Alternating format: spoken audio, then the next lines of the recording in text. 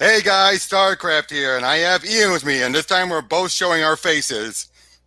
Thank you Hello. for thank you for coming, man. And today we're going to be talking about how we've been feeling about Infinite Frontier, and has it been more hits than misses? Has it been complete dud? Depending on who you ask, and it appears a lot of people in this community have just written it off without even reading a lot of it.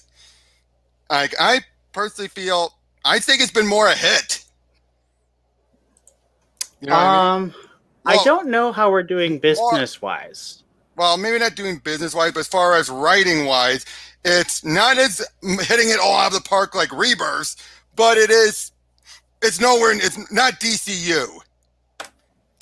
I mean, the thing is, I really like DCU, but it did You know what I terribly. mean. You know what I Yeah, mean. But as far as critical, how all the stories were handled and everything, I feel this I one has been I more. uh, completely agree. I think basically I say Rebirth is one of my favorite jumping on Oh points, yeah, and then definitely, DC Universe Infinite is just under there. exactly. And I feel the only book I would say has been a dud has been Harley Quinn, and unfortunately, it's because of the artwork. Why do people love Riley Rossimo so much? I read the second issue recently, and I was impressed with the writing. Oh, the writing I don't mind, but the artwork. There are some issues where Riley works, but I'm sorry. I have to agree with nerd on this one. Harley should not look like that. She should look hot. I mean, I think Riley Riley cannot. thinks that's hot. He cannot draw a hot woman to save his life. I think I would feel uncomfortable if he did in that style. Yeah, exactly. It's like, good God Almighty, great googly moogly. But I think that Rossmo is a very interesting choice. I don't feel like he's like some artists who fail because they can't control what they're doing. I feel uh, like everything he does is very purposeful and intentional. mhm. I just also find it very off-putting most of the time. I don't blame him. I blame the people who put him on the books. Yeah, I think it would have been. I mean, I think he actually worked pretty well for Hellblazer. I think that was Oh, actually a pretty good match. and I guess Batman Who Laughs, the one shot, Robin King's one shot, his Martian Manhunter maxi series. It worked in a weird, twisted, morbid way, but there's some cases where he works, and there's a whole lot where he doesn't work, and you're just like, I think it's because of his speed. I really think it's his speed is why he can do it. He can just chug it out, and the books. He's very consistent. And the thing is, it doesn't look like other people when they're speeding. Like Oh no, when like Jim Lee is speeding like he did on Suicide Squad, you can kind of tell. it's like he's more like Scott Collins. Yeah. You cannot tell when they rush it, but they get it out in a very timely fashion. And Scott's been their DC's emergency artist for a long time. Like, how many Yeah. books has he had to come in and salvage? I mean, he just did it with Inferior 5. Oh my goodness. Yeah, the last two issues were drawn by Collins instead of Giffen. Well, Which Giffen's makes me, what, pushing 70, isn't he? yeah, and he was doing a lot of the artwork. I'm having a feeling that's part of the reason behind the delay. I think there might be something going on with him, drawing wise, not writing wise. Um someone else who I think is like ridiculously fast and I can't tell is Guillaume March. Oh, I Gilliam March. I always yeah. think it's, I yeah. didn't You I cannot didn't tell. I didn't know he was on two ongoings right now. He's on Joker and he's got his own creator owned book he's doing. Seriously? Like right now. I'm sitting here being like, how are you doing this, Wow. man? Yeah, and his Joker's been amazing. It has. I love that book so much. Which, The only thing I don't love is that it's $6. oh yeah, no kidding. But I will say this: it's kind of following more the Tomb of Dracula, or even the recent that last Carnage ongoing series route, where you don't make it about the villain as in the title, you make it about everyone else trying to stop him. Well, it's there's Well, to be fair, which is what Conway said when he did Carnage, he was intentionally basing it off of Tomb of Dracula. I'm trying to remember. There's a famous thing where you don't. Oh, it's actually very similar to Greg Rucka's approach to Wonder Woman in his first run, which is Right. that she is the main character, but Mm-hmm. for a lot of the run, you see her from other characters' perspectives. Well, I'd say it's a little different than that. I It's think a little different, but like the writing approach is the Oh same. yeah, oh yeah. But Like I say the prime mover is the title character. Oh But yeah. It's like Sherlock Holmes. You're never in Sherlock Holmes's head. Oh no, you're It's Watson. from Watson's head. Yeah, but, well, mostly because you will never be able to understand in Sherlock's And it wouldn't be a head. whole lot of fun when Sherlock Holmes tells the story because he's just so egotistical. He's an ass. He's a complete utter ass, which is why I loved. Because that's the one thing I never could stand about when the Basil Rathbone version. I mean, one, they gave it that stupid coon hat or whatever. It's like, I'm sorry, that does not suit him, and he made him more like of a gentleman.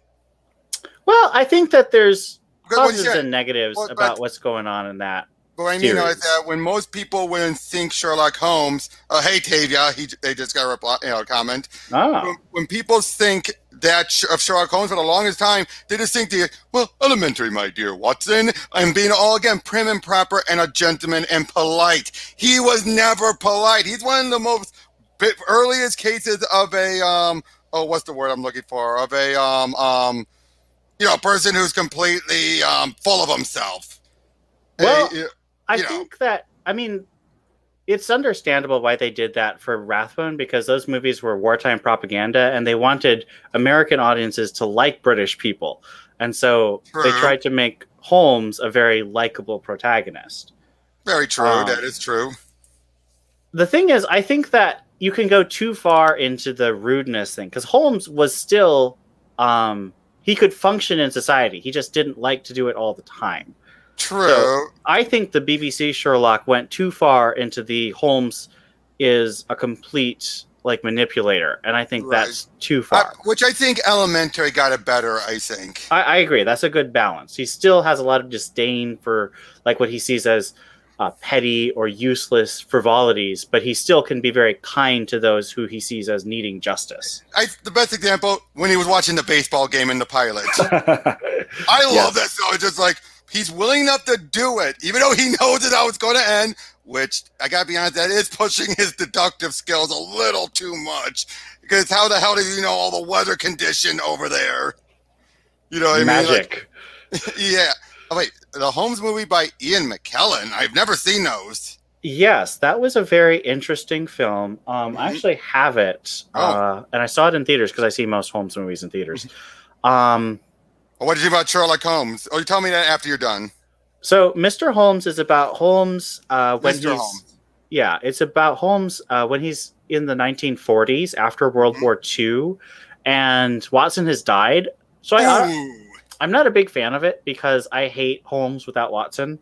Right. There's only one exception, and that's a very weird one. Can I take a guess? Go for it. Is it the the guy? It was the one done by the director of Star Trek 2. It's actually a book series. Yeah, so. But he did a movie as well, if I recall. It's a much more modern book series. It's the Laurie King Beekeeper's Apprentice. It hasn't been adapted, unfortunately. Sorry, mix it up. No, the 7% Solution, which was directed by Nicholas Meyer. Nicholas Meyer, and he wrote them. He wrote them as well.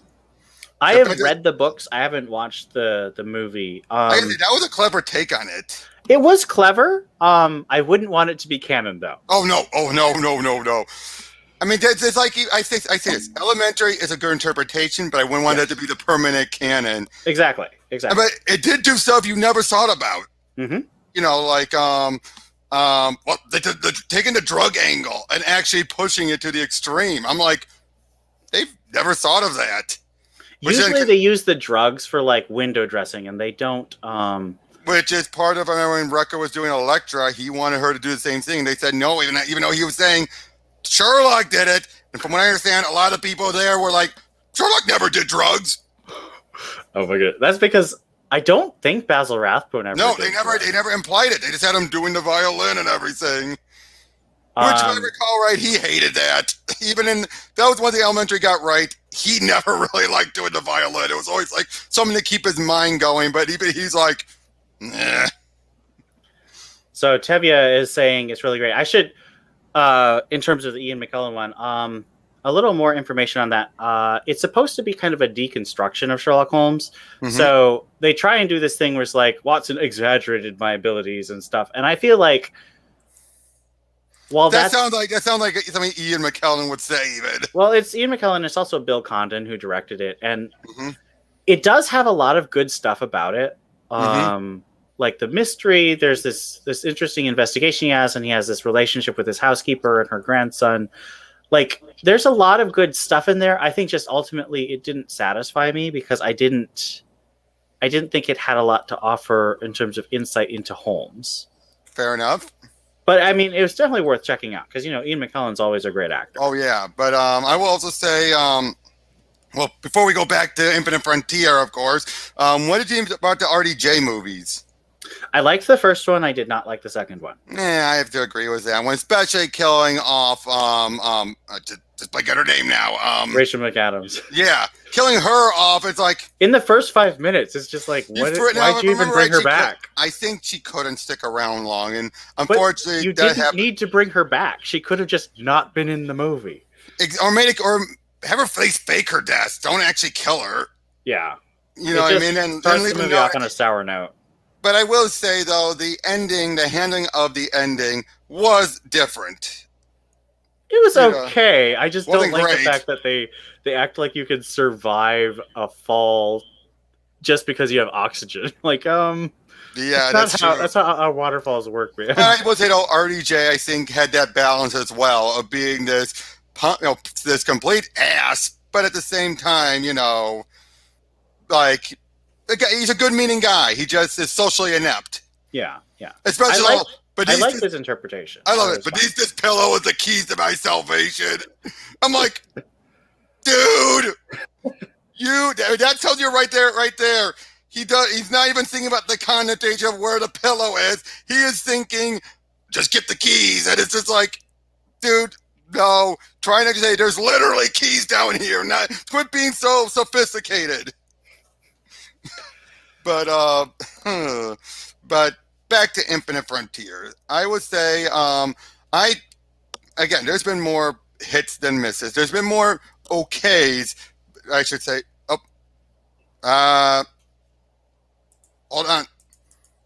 Sorry about that. My internet was acting up. Oh no. Yep. Don't worry. It was going a little unstable there, but don't worry. I paused it. I had a game update going on, and that eats through my Wi-Fi, my internet like crazy. But like I was saying, I think there's been more decent and a lot really good and great. Harley's been the only dud, again, just because of the artwork. And I don't count the anthologies. I know some people do. I don't, because those are questionable canon. And good God, don't get me started on the Ridley story from Superman Red and Blue. Yeah, I hate it, especially even if I didn't realize what the rape connotation. I hated the notion of like, I hope either he's sorrowful or I hope he's completely irredeemable. That way I have an excuse to fry him. I'm like, Superman would never, no matter what, consider frying and killing someone. This is the guy who, after he killed the 3 Kryptonians post-crisis, he ended up becoming another persona of gangbuster so he can beat up thugs because he felt that so much rage in him. He would never want to think about killing someone like that. Well, I just felt like that story was way too... I think that it seems to imply that things are just as bad after the Soviet Union fell, and I think that I think that's a very destructive perspective. My guess is Ridley's one of those who subscribe to the fact that it never really ended. When he looks about how Russia is currently and all that, don't get me wrong, Russia certainly is very bad. But I think he's taken to the extreme most people had the last 4 years. Yeah. To that stupidity level. I mean, I think that's what he's going for. But again, that just made I did not like that story. I've liked all the other stories since. But, yeah, I really like the second issue of Superman Red and Blue. Oh yeah, but if we're mentioning Ridley, I know it doesn't count as a Black Label book, but other history of the DC universe. It's very popular among critics because it's pandering, quite honestly. Yeah, and I gotta say, what's really makes me groan, normally I know a lot of people in the comments on Read Comics. I mean, I buy the book, but I still sometimes check the scans out there. Yeah. They are all praising it there. I'm like, are we reading the same thing here? Especially the Bumblebee one pissed me off. I just think that they're pandering. It's all about, making readers who have a casual understanding of these Yeah, but characters. having it be that that's all they think about is politics. That's what bothers me the most is they just like every moment of their breathing life is politics this, politics that. Oh, these people, Superman, everyone dissing on Superman. That's really pissed me off. It tells you that he hates Superman. Well, I think that if you read the entirety of the Like his Katana never Yeah. showed any signs of thinking about Superman. And that even felt like it was Katana's thoughts. It was like, some moments when it was focusing Katana's history, yes. Everything else, that felt the most like Katana never thought about that shit, ever. She was never a political person. She had too much going on in her life anyway to think about politics. I look at what he's doing, and I think that it's just a bunch of very shallow takes that it's like the criticism that Batman should stop being Batman and just give his money to Oh, Gotham. God. It feels like the same level of comment. I am so glad more and more people are fighting back on that when it pops up. Same. Have you noticed that more and more people are like, really? Because it's just like, you look at everything going on, it's like, so you think throwing money at everything is going to solve all the issues? I think that one of the things I think that's really good about current Batman is that James Tynion understands that Batman's not realistic. Oh, yeah. You're not supposed to. But he doesn't go as far out there like Snyder did. Well, when I say that, I mean it's not about social realism and stuff. No. I mean he still has like his crazy manga action with Ghostmaker and stuff like that. Oh, yeah. That's fine, but he doesn't. And I like Ghostmaker. He was a surprise. He's interesting. I actually am a little frustrated. I didn't like the fact that he's like having sex in an airplane and then jumping into a fight. That was a little too silly. I think they did that just to squeeze in the bisexualness and everything. It's just such a stereotype, and I know that Tynan is a He's thoughtful better writer. at that. He's better at that. I mean, look at what he did. I know, because he himself is detective run. bisexual. So yeah, his detective run. I mean, look at his detective run when he introduced what was her name, Victoria October. Yeah, I'm like, they brought up that she's a trans. The artwork doesn't show it, thankfully, and I mean thankfully in that they don't make it so plainly obvious either. And when they do bring it up, they don't dwell on it. Well, her character is a character. It's not like a lot. Like the thing is, Ghostmaker just had bi added to his character, and that doesn't. No, it doesn't add to something the way that the trans thing added to Victoria October. Which explains why. Yeah. What added for her was her during a relationship, her talking with Clayface and everything. Right. It's like she had a good understanding in a different way. Mm-hmm. What it's like for him. I mean, it's not apples to apples and everything. It's apples to pears. But it was a thing of connection between them. I say connected. Apples to pears. you get what I mean, right? Like they're not the same fruit, but when you cut them, they look more similar than oranges. Yes. I mean, it's my own personal analogy, but that's my way. Like it's not apples to apples, not apples to oranges. What's in between? Pears. So I have a question for you. Tevya is still quite upset about the John Kent thing. I'm not surprised. I wonder, do you think that Tom Taylor will be able to win people over? Yes. He's already shown it was Deceased. Mm-hmm. Deceased has shown he really gets a handle, just like Kennedy does. I mean, Kennedy really does. I mean, I don't know if you saw him. You were there for my interview with him. And I loved when he was talking about how originally he wanted to be animosity on his end, but he's like, I couldn't do it. So that's why I loved it, how he brought in. And without him like wanting to be a potshot at Bendis's take. But let's be honest, that was inevitable, given how everyone in the future was basically saying, you're the true Superman. Your father was just a name holder. Which, I'm sorry, everything about that still screams wrong. I am sorry. Everything, especially the fact that you have Superman, like all John did was suggest we should make it like a cosmic United Nations. And then Superman does all the work, but, because you suggested it, John, you're our founder. Superman did all the work. He's the one who got everyone together. He's the one who's been holding it together, but John is it because he made a suggestion? What the heck is Bendis thinking that that's how it works? Superman did all the work, but now because of that little nugget that Jonathan made that suggestion, it's now Jonathan that is their gold, their inspiration. So you're saying all the past, they were never caring about Superman. It was always about John. And then they just got the wrong guy. That's what it sounds like he's saying.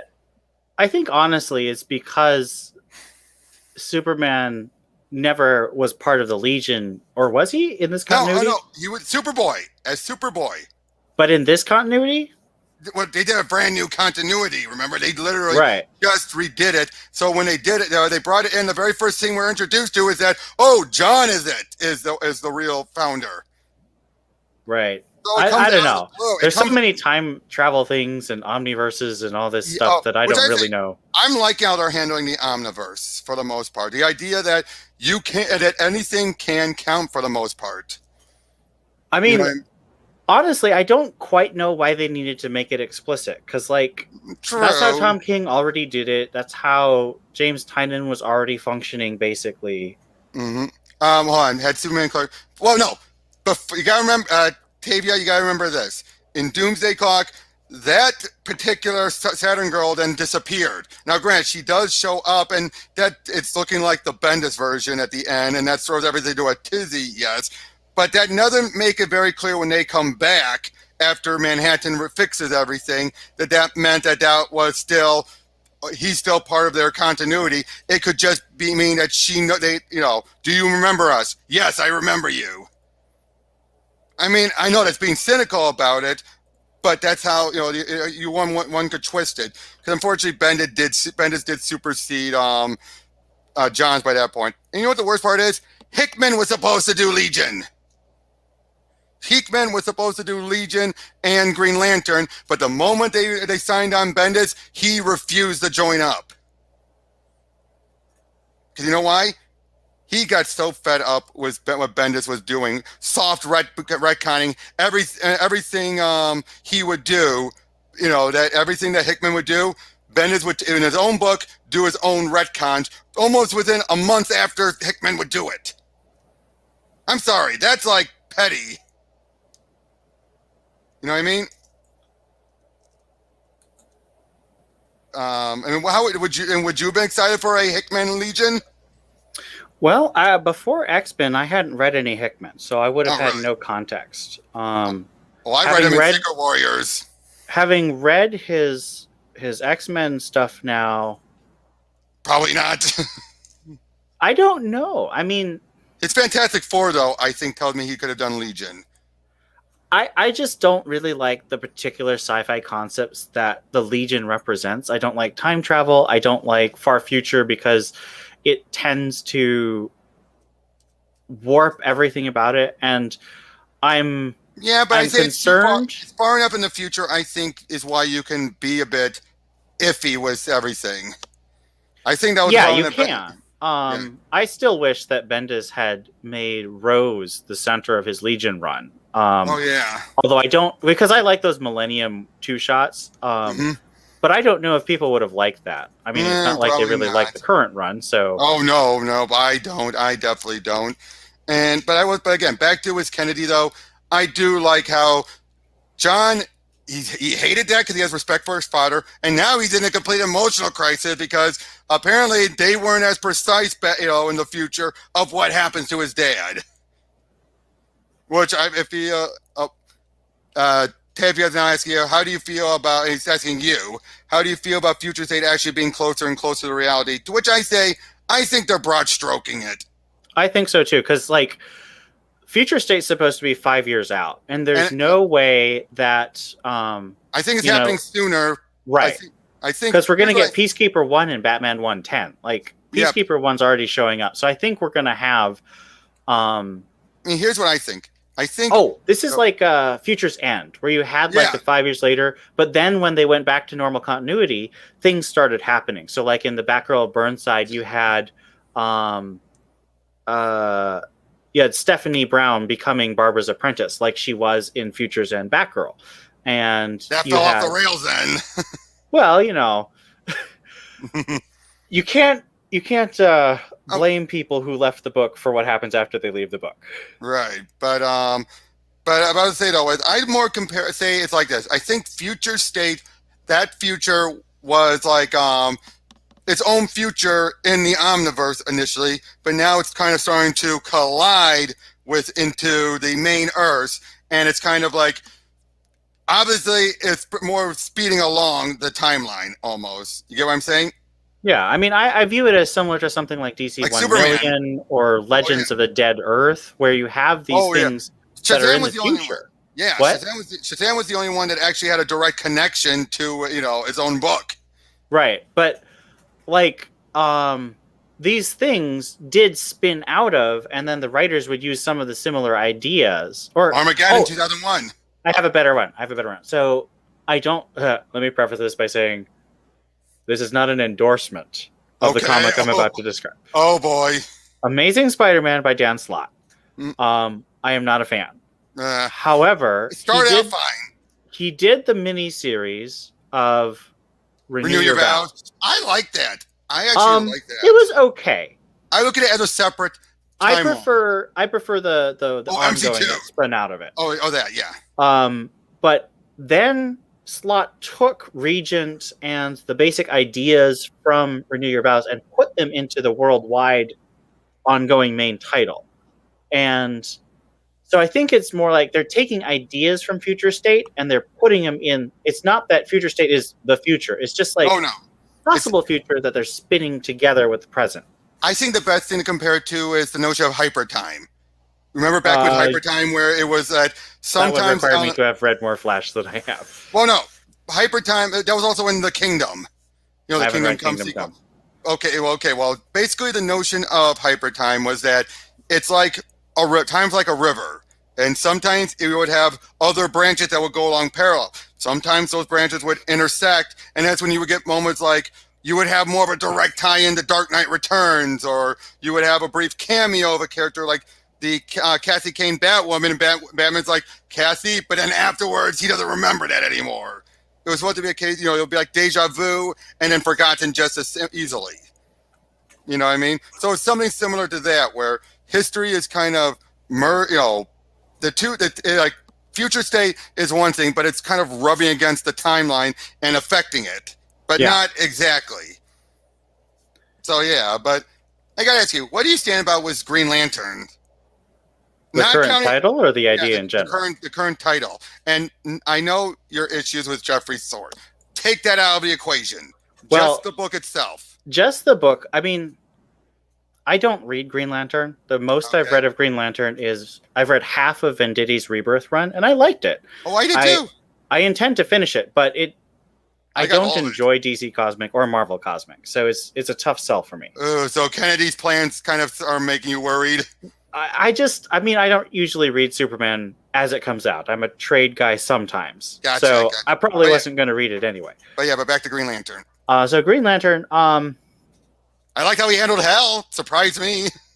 I think that I've only read the first issue. I haven't read the second issue yet. Mm-hmm. But I read the 2 Future State issues, and I didn't like the Future State issues. Oh, no. That felt way too... Because it wasn't Green Lantern. It was some kind of like sword and sorcery thing. The backups were fine. Yeah, I liked the backups quite a bit. Although I didn't like Joe. I don't like Joe tossing Hal around.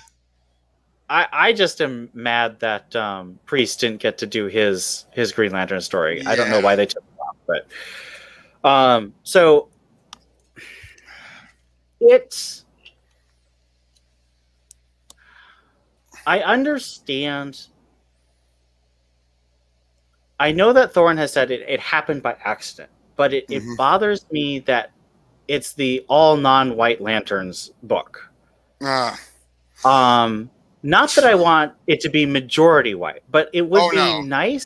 But when you look at it, technically, the only guy in Hell, the only actual white lanterns, would you really think? True. Because not even Kyle is. Kyle's Hispanic and you're black, and then you have Teen. You have he's Brazilian.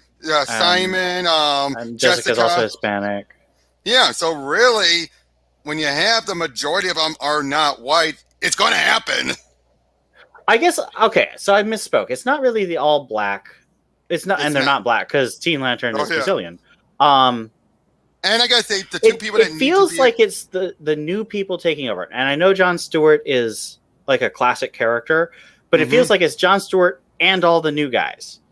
true. But if you ask me, I think if you need someone to actually make the transition for Joe, for example, into the Lantern book properly outside of Far Sector, or actually give some proper handling of Teen Lantern, especially since everyone still stupidly thinks she hacked the battery when that's been debunked. She I said still that to me. like Teen. Like, I don't know why people hate her so well, much. because they keep on thinking she hacked it because she said it that one time, not even finding out later it was bravado to get them to like her, and because they don't like it that she's a kid. I hate to say this, but the very end, hold on, let me get it. The very end of Venditti's run of I'll get it later. Venditti's run of Hal Jordan and the Green Lantern Corps ended with Tomar Ray dead, and his replacement is a kid from his own race. Why is it okay to have a kid alien lantern, but not to have a what? She's the 11, I think, Teen Lantern. So she's not even a teen; she's a tween. But the thing is, though, what I like though is she has the stones to go into action, despite her age, to go into it. That's what a lantern should be. But people are like, and like if you think about it, there's like the Shazam family. Oh, but that reminds me how angry I am about the new Shazam title. I am not looking forward to that one either. I thought Jeff Johns' run was good, but he definitely got it cut short at the end. Well, I'm not even comparing it to Johns, except for the fact that I think what Johns did with the family was really good. Like, Darla and Eugene and Pedro. Pedro and of course Mary's a classic. Mary and Freddie are classic. And Freddie, yep. But like this new solicit for the new Shazam says everyone else loses their powers. I'm like, oh no, terrible. They're trying to terrible idea. You have the movie coming up and that's Shazam, but they're already working on the next movie, and they're going to keep the family dynamic going. You don't want to get rid of it. Somebody tells me the writer just doesn't want to do it. I don't enjoy Teen Titans Academy, unfortunately. I like the concept, but I think it's being very poorly managed. And I gotta say, I am not a fan that they're just, the events of the anime series happened. Yeah. Since when? Why do we have to care about Red X? Like, everything is about Red X, but they've never done a comic thing with Red X, so why should we care? I mean, to be fair, it is an intriguing mystery that was never resolved. And I know this isn't going to resolve the cartoon, but at the same time, though, it is something, if you want to take a dynamic that people might recognize, that would be it one. I guess I can't say too much because Tom King is doing the same thing with Phantasm in Batman Catwoman. But true. Yeah, I'm still trying to... Mask of the Phantasm. I haven't watched Teen Titans, so I know what happened. I have watched Teen Titans, and I'm still put off, though, by the fact that they're putting in there. And I guess, okay, I forget where you said on who to pair up Dick with. What do you think about Teen Titans Academy pretty much trying to say, and basically make it look like Dick is two-timing both girls? It feels like they're not talking to each other. I don't think so either. With the Batman editors? Yeah. Yeah, I feel like this is done to... I know I'm off doing this, but he's off doing it with Babs, and they really want to go with it with Babs, but I want to still keep it with Corey. And it just reminds me of like when Linkara was so dismissive about, what about Dick and Babs? What about Dick and Babs? I'm like, why did so many of the Dick and Corey fans are so dismissive to the Dick and Babs fans? Well, Dick and Corey fans feel like Dick and Babs fans are dismissive too, because Dick spent so much time in the Titans. And I agree, but it just feels like, I think so many people are now, granted, it's also under a false belief that, those two were close together before Titans. No, they weren't. That's more newer than they think. But unfortunately, when you have them have such a tighter history, a longer history than Dick and Corey, you're going to get that, like in their heads, that bond is there tighter. But sorry. I have always struggled with Teen Titans and Justice League because it doesn't feel like the writers and the editors of the team books talk to the solo books. No. Because, like, I mean, for example, Scott Snyder writing Justice League, he has Batman in a full body cast. Mm-hmm. There is no place in Oh, Tom King's run where that could fit. oh, you're going for that. How about going with Year of the Villain? How many of those things seem to happen all at the same time? Don't get me started on Year of the Villain, aka the tie-in that didn't boost any titles that participated in it. I'm still so angry None? they forced Venditti to make an entire arc about Hawkman being evil, and the Oh, sales didn't even go up. The sales did not go up. well, at least they didn't plummet like other books. It's so frustrating. What's the point of a line-wide event if it doesn't actually help the sales? Right. But but yeah, back to the whole thing about with John, what like about him not being DH. I have no qualms with that. I am feeling like Kennedy wants to take what Bendis left him and push it, try to fix it, but also push it to its logical extreme. That's what I'm thinking. You know what I mean? I don't think they were ever going to DH him. As much as I know a lot of people want to. Why couldn't he?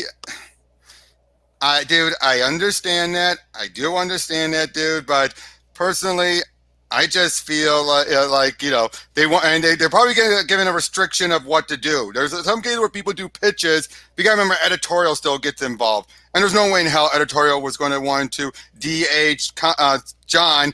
And you remember, technically, there was that brief time after Rebirth where Damian was older than John. I think people forget that. They aged up Damian to 13, and John was still 10. I mean, now, of course, John's a little bit older than Damian, but not a huge amount like people keep thinking. I think people keep thinking that Damian's still 10. I mean, what do you think? Well, Damian's now 14, and I'm mostly irritated that they won't age up the rest of the Bat family. I want Tim to be at least 17, if not 18.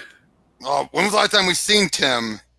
Besides he's been in a lot, though. Tim, I remember. Tim was, I mean, he's going to have an Urban Legends story. Oh, right, the Urban Legends story. He was in Young Justice before that, and after Young Justice, he went to, I mean, he was in Joker War, and then he was in a couple flashbacks of, what's it called? Batman by Tynan. Right. Okay, that's a good point. Again, you had. I mean, he's been around, but he hasn't gotten a focus since Young Justice, really. Yeah, and even I'm so glad they dropped that Drake name. What the hell? Why is Bendis wanting to keep on changing the names? You know? And where did you stand on the Drake thing? I mean, to me, it was obviously going to be temporary, so I wasn't bent out of shape. It was so dumb. So much of comics is dumb, though. I thought it was a fun dumb. Right. Oh, but Tavia, look, I do understand that. I want young John back as well. But at the same time, how do you go about doing it without one being mean-spirited towards Bendis, which it's quite clear Johnson respects Bendis. That much is clear. And not that, though, how do you do it and make it a good story? I think that's the thing people have to remember. Sometimes you don't do it right at the start of the run. If you are to do it, which I doubt they are, but if one was to do it, you would gradually build up to it. It's clear they're not going to do it. We're not going to back up. So, unfortunately, I gotta say, we gotta just make do with the Tomasi stuff. Of which I gotta say, I think Tomasi's getting a little bit sillier with each of his new miniseries. Have you noticed that? Like each of his new respective miniseries, like the current one felt sillier than the last one. I mean, the thing is, Bendis can write so much that I think he feels like he has to. I was talking about Tomasi. Oh, Tomasi. His Super Sons. Oh, this recent series felt I liked it, but it felt sillier than the last one. I read it because my fellow co-hosts on my podcast really like Tomasi and Super Sons, and I just all over the place. Why was it necessary to spend 3 pages on John Kent drinking pee? That I don't get that that. was so unnecessary. And again, I'm not saying it was bad. I'm not saying that the series was bad. I'm just saying that it just felt sillier than the last one. It just felt like, okay, why are we doing? Why are you, Tomasi? Why are you making this a bit more juvenile? Like the seated question you brought up. It was like, why? Just, and now, granted, to be fair, you could think of what you brought up. You gotta remember, we now have the concept of this was between a stuff written by Damien and John in the future when they're older. So for all you know, this could be Damien or whoever putting that in there to take a slight at John. You gotta remember that. You gotta remember that context, man. That this is in the context of a story written down by the two guys when they're older. And I wouldn't put bad Damien for doing something like that at John's expense. Especially since we don't know when Damien wrote it. But yeah, as far as some of the other books, what do you think what they're doing with Jason in Urban Legends? Well, the latest issue, I think, can't remember if it's the latest or the one that's coming out. But I've been concerned about Jason being self-righteous and being like, "How dare Batman judge me?" just after he blows away a kid's dad. Oh, like, yeah, now that I was not against. I was worried when they announced he was going to actually murder something, how it was going to play out. But seeing here that this was the case where it pushed his buttons to a breaking point, and then he was just like, he didn't even realize the gun he had.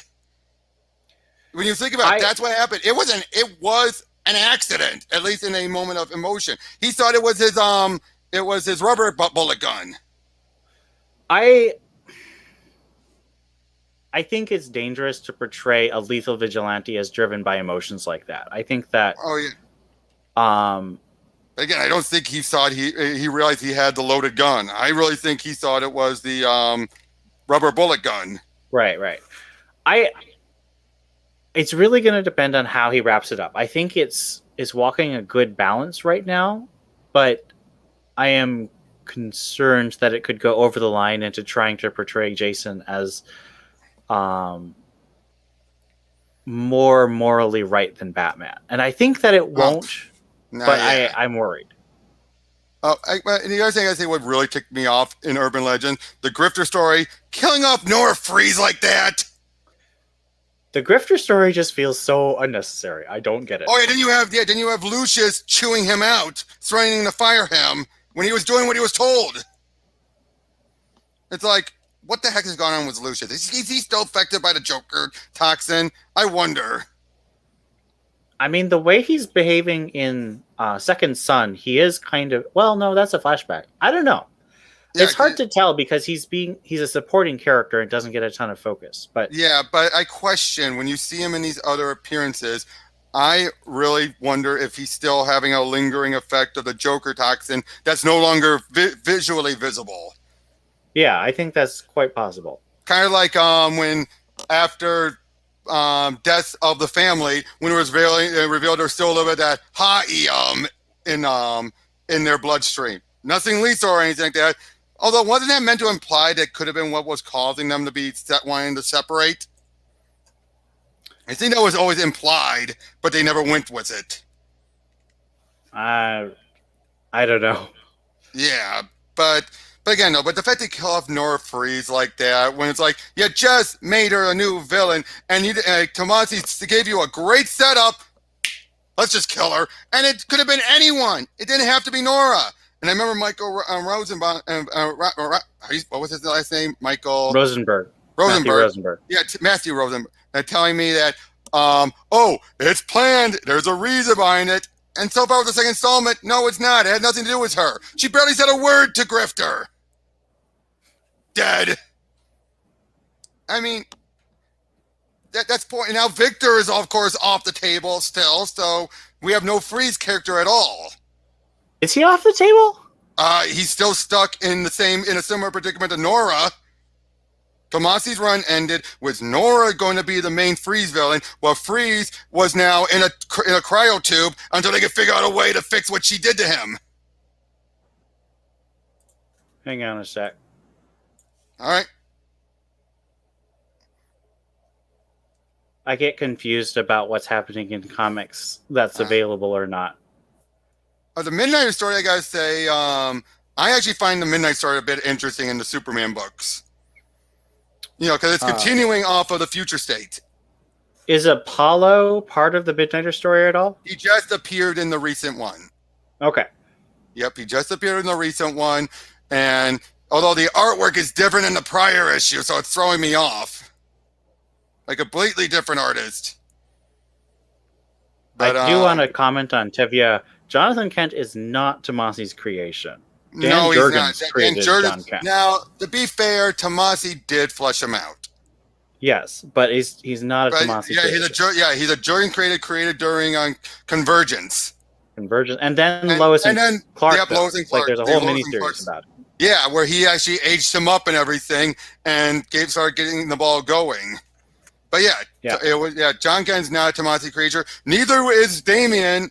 Although, to be fair, let's be honest, Tomasi is definitely one of the ones who made people really like Damian more than Morrison did. If it was 100%. if it was all up to Morrison, people still wouldn't have cared when he died. But it was because of Tomasi's work and everything that, actually, I take that back. They probably would have. I think Morrison's handling of Damian during Batman Robin started to get people to like him, but it was finally having the father and son dynamic that made everyone really get a connection. I agree. I prefer. I'm not a fan of Tomasi, so I'm going to prefer almost anyone else writing than Tomasi. But he is the one who's most connected to Damian and his development, and knows how to handle him well.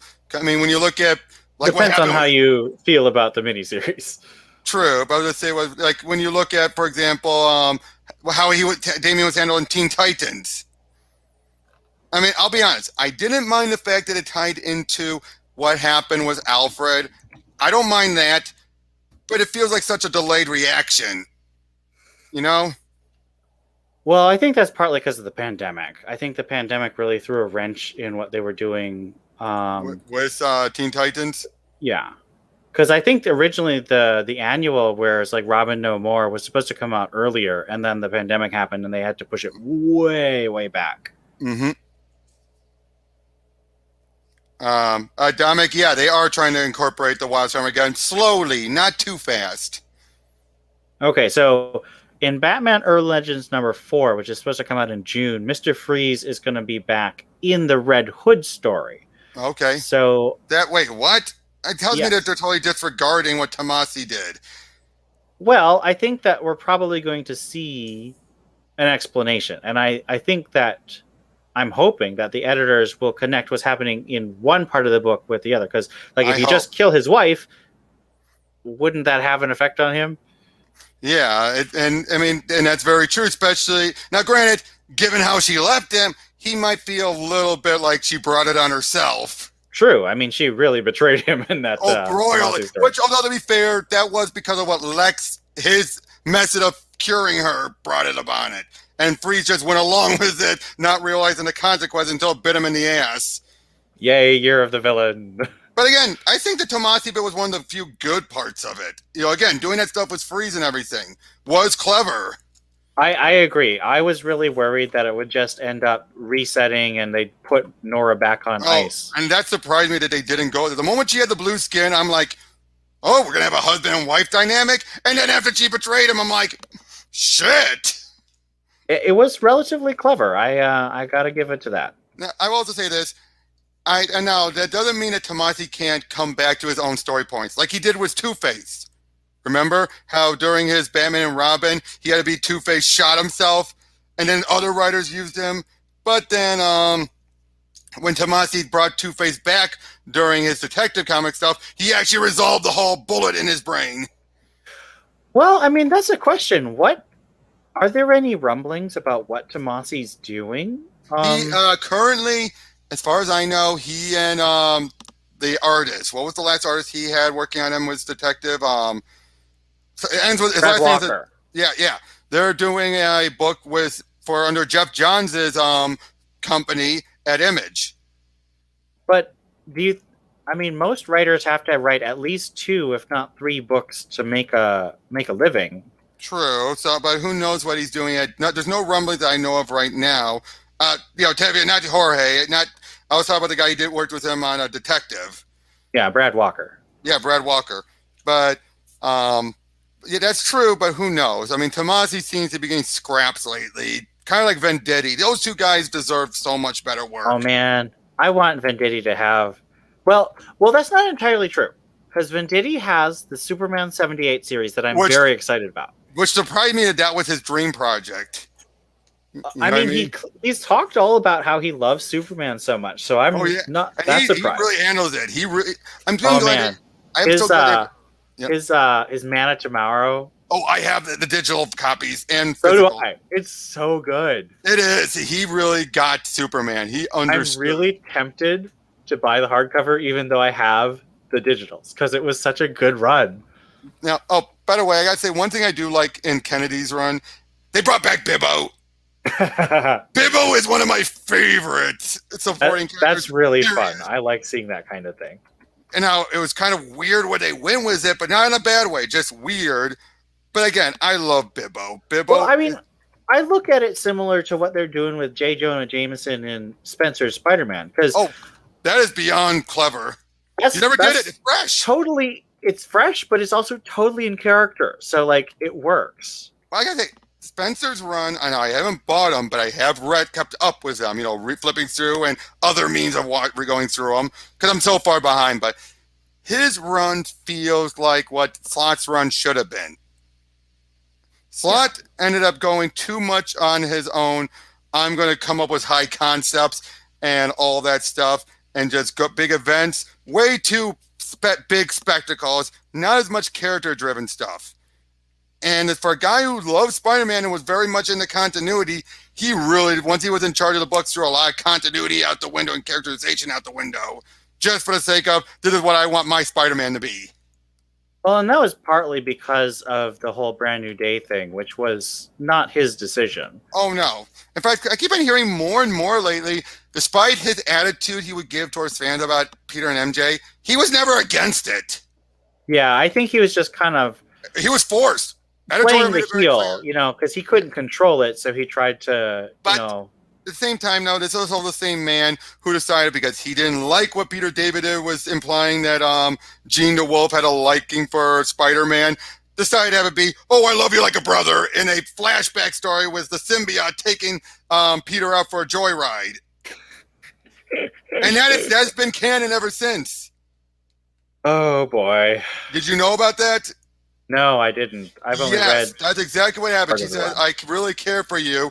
The symbiote's thinking, like, when he's had an interaction with his Black Cat, for example, so it thinks, okay, lean for a kiss. And she's like, whoa, I mean like a brother. And it's like, you don't have photo clippings and everything for a guy you treat like a brother. Unless you're a creepy stalker. Yeah, which we know she's not.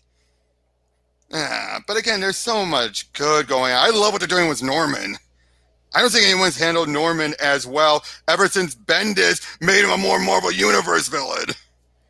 I am very intrigued with what they're going to do with Norman. I think that Spencer's biggest problem right now is pacing. He's drawing things out rushing way too fast. But now we feel like he's rushing way too many. You're going to have mini arc after mini arc after mini arc this summer. I mean, you got the crime war going on. You've got Sinister war coming up. Yeah. I don't know. It's hard to describe a little bit, but it does feel like there's a pacing problem. But tell me, can you please if you know this, can you set the record straight? What is going on? They keep on implying like there is confusion, even among the characters, with what's going on with Harry. Like, how is this Harry when we know Harry went with his kid off to Europe? Are they trying to say there's two Harrys? So we know that Kindred is Harry, but we don't know how he went from where we saw him last to Kindred. So I'm hoping we get that soon. And at least they're acknowledging it in universe. Like, they are confused. They are like, wait, this makes no sense. How? I have to wonder if there are two Harrys. I gotta wonder. I also want to know what is going on with, like, how do his powers work? His powers are a little too nebulous for me No, right now. I'm not, with Tavia, I gotta say this. Unfortunately, I think Spencer's goal is not to bring back the marriage. I think he wants to undo the actual deal with the devil, but and heal Peter's soul. Which, to be fair, he's not the first person to toy with what Mephisto did. Spider-Man, Deadpool did it first. I think that What he's do you think? clearly playing with it because he keeps trying to have Peter almost propose. There's So that, but I do think he's more trying to fix the damage done. The implication of he made a deal with the devil and his soul is tainted. I think that's more what Spencer's focusing on. Because there's no way in hell I think Marvel Editorial would allow him to actually do a marriage, but I think they would allow him to at least fix, cure the unfortunate implication that came with it. Now, will they I'm with remember? Tevya. I hope that he brings the marriage back, but Oh, I do. I also agree with you that it seems I unlikely. now I think will they undo the deal but still keep him unmarried? I think that's where we're going. I I think they're mean, going to that bring back the is probably memory. the simplest solution. I think they're going to bring. It's basically saying where there's a divorce without there have been a divorce, as in they'll remember that they were married, but technically, in the eyes of everyone in the world, they're not married. I'm still so angry about One Moment in Time. Like, Oh, yes, I'm everyone. angry about One More Day, but One Moment in Time was just a That kick was in the worse. nuts. That was worse. So bad. But yeah, Dominic, I guess it's like I'm saying, I think it's going to be undone, but not in a back to where it was before thing. Because that's going to involve a huge, everyone's going to remember more than they should and everything. And I think they're going to try and meet halfway. Yeah, I think at the very least, they're going partial to, undoing. I think they're going to, at the very least, cure Peter's soul. Maybe at the most, they do remember being married, but they're still not married. Which would actually build up with all he's trying to propose to her. But then I think they're going to be like, we know we're married. That doesn't mean we have to legally be married. You think that's probably what they and I think I'll be honest, I'd accept that. Having it be that they know they were married, maybe in their eyes they're still married. They're just not maritally bound because we already know unless they're going to do undo it all and that resets reality to back to that. That's not going like even if they remember everything, that's not going to make them all of a sudden married. You're still going to have to go because there's no legal document that say they were married. No one remembers a wedding or anything. Well, and the thing is, even if you undo that, they are now substantially different people than they were when they were married. Yeah. Same with Black Cat. Yeah. Which that was one of the first things. I was unsure about Spencer's run until he fixed Felicia. And that was a really good little arc. And it made the most sense. The reason why, and I always knew that was the reason, but it was more the fact that she grew as a character because of I'm not like he's already married, he's off the table. I gotta learn to mature on my own, because he's the one who got away. Now, obviously, that's not what Spencer was saying. It was just more the case of I knew who you were. Focus on that and less the marriage, which again makes sense. No one remembers them being married. Because that's not the part that he was undoing. He was undoing the no one remembers me part. Right. Although, I mean, he's clearly doing something with One More Day because he has Doctor Strange going to and that's what's wrong with his Peter's soul. And which, again, is a big part of what Harry is playing up with as Kindred. And I gotta say also, I'm also liking what Spencer's doing with Fisk. He's playing off of what Daredevil left him off with and taking it further and actually making him a Spider-Man villain again. Well, and it's also like a nice plot. Like that's the kind of thing you want to see. Mm-hmm. It's a complicated plot that will take a while to resolve, but it feels more Spider-Man-y than some of the other things. Oh, again, the whole run feels Spider-Man-y. I mean, the fact that from what I understand about the very first arc, him being separated from Spider-Man and how that all played out, that was ingenious. The thing about Spidey without Peter would be a thrill seeker who wouldn't even care about Uncle Ben. He'd be like, who? All that. Yeah, that was a weird little plot, but the resolution made it work.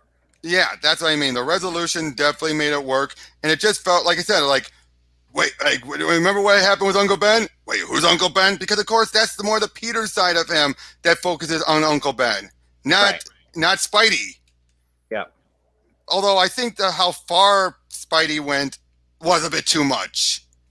Well, You know, it was supposed to be funny. I mean, a lot of Spencer is setting up really nice oh, humor moments. and I also the idea of having the Beetle and Robbie's son in a relationship. I cracked. I love That's that. hilarious. It is. And then they the most recent issue where it's like, you haven't changed. When you're trying to change me, it's like, that tells you right there it was never going to work. No, but it's so funny. And then you're having Robbie having to work with Tombstone. It's like you knew that was going to happen. You knew they were going to have to work together. Basically, I like Spencer's run most when it feels similar to his Ant-Man and his Superior Foes run. Yeah. Look what he's done with Boomerang. Exactly. He's made him an endearing character. I mean, although I gotta say though, also the Gauntlet, that's what they call the female version of the Sinister Six, right? I actually did like it. I remember when people complained when it first came out, and they're like, "Oh, they're gender bending." Oh, then it's like, actually, not everyone buys into Beetle's progressive woke nonsense. Well, and the thing is that Beetle is so clearly she doesn't care about the politics. She's just being greedy. Exactly, but I just love it how it is like everyone's complaining about, oh, they're spouting it out. It's like Spencer's poking fun at it, and it's really funny. Like, it is. It's such good humor. And the fact that some of them do believe, like White Rabbit, and now White Rabbit believing in it, no, that I did not buy it whatsoever. The woman's always been a major flirt, you know what I mean, and all that stuff. I don't think her attitude, the way she was like, oh, that's been her issue. It's like, you've never had that problem before, babe. Well, the thing is, I can see like someone who's kind of had a shallow existence trying to mature, and they latch on to this thing that they discovered when they also had some maturity. Mm-hmm. So I don't think it's implausible. I do think that you haven't necessarily connected all the dots, but I think you could connect the dots. That's true. That is very true. But still, so many of it, like, or Elektra, she's all like, I don't believe in what you're doing. I have my own reason of doing it. I'm just greedy and more open about it. Exactly. It's just, again, and the artwork was great. I loved the artwork because they actually looked like women. Well, that's the one complaint I have overall right now, is that it feels like they can't figure out who they want to be on art right now, because they lost Otley, and Gleason. He's done a good job, I think. He has, but he's so inconsistent. Like, we never know when he's going to be on an issue. True, that is very true. And then him and Bagley rotate, which I gotta say, I do like how they have similar art styles. Well, I love Bagley because, you know, he's classic. He's classic. Yeah. I wish they would do what they used to be doing at the beginning of the run, where it'd be like one artist per arc. Oh, yeah. But here instead, now I think also the biggest problem with that is that you have it's almost weekly and everything. Yeah, they've got all those special issues and stuff. Do I think Harry will go back to hell again? That depends again on what's going on with him. Yeah, we need to know how he became Kindred. And yeah, exactly. We need to know, are there two different Harrys or something running around? Because that's what I think is happening. I think there's two Harrys. Or maybe it's Harry from 2099. Nah. We already had Hobgoblin 2099 once, remember? Was that during the event, or was that? No, that was during way back when. Friendly Neighborhood Spider-Man. Oh, I only read a couple issues of that, so I love that. Peter David. I wish he had a Spider-Man run, an actual main Spider-Man run, not the ancillary titles. I wish he had gotten amazing. But I gotta say this now. What is your opinion with? I don't pay attention much to Marvel besides Spider-Man or Runaways, but with Jason Aaron on Avengers, do you think, especially given how he was willing to just disregard what Al Ewing was trying to do with She-Hulk, that he is continuing this muscle-bound Hulk minus the She-Hulk minus the she part, because he wants to just triple down on what they originally established, because he feels, everyone hated it, I'm going to keep it going because they hate it. It does feel like with the way he just dismissed Al Ewing's, changes, felt so like hostile at Ewing. It feels to me like Aaron is writing for an audience that And isn't really there. right. And I don't know how much of that is him being contrary. I mean, because I don't read a lot of Avengers or Thor, so I don't know. I've seen the famous panels of Oh yeah, Thor she's being like, "I'm gonna punch a villain because she said I could because sisters," and I'm like, "That's stupid." But yeah. like Perch is very insistent that Thor, when Jane was Thor, sold better than normal Which Thor. I would not be surprised on that one. That's what started, and Aaron had a plan, which is why I think it worked compared to others. Right. The Heroes So, Reborn event, no comment. but it feels like if he has a plan, it's not a plan that people are willing to wait for anymore Yep, and on especially Avengers. when you have other creators are trying to undo it. What does that tell you, right? Yeah. Because I loved how she looked after Al Ewing in that one shot that Al Ewing worked on. Felt like Ewing was trying to get the character back on track, and then Aaron's all like, "Fuck that! Nope." She still hates how people look at it. I think that's the other thing. I think Aaron hates how She-Hulk has always been portrayed. That's the only way I can say it. He's hated how she's. I mean, I still remember during Dan Slott's bit when near the end of his run, when they're having they're trying to, it's a legal case going on with the leader. They actually then talk with Jen, and then she sets herself up by saying, if you're saying I was more promiscuous, what's the word? Promiscuous. Promiscuous as She-Hulk, you're wrong. It's like, well, since you brought that up, let me ask you, how many people did you sleep with as She-Hulk?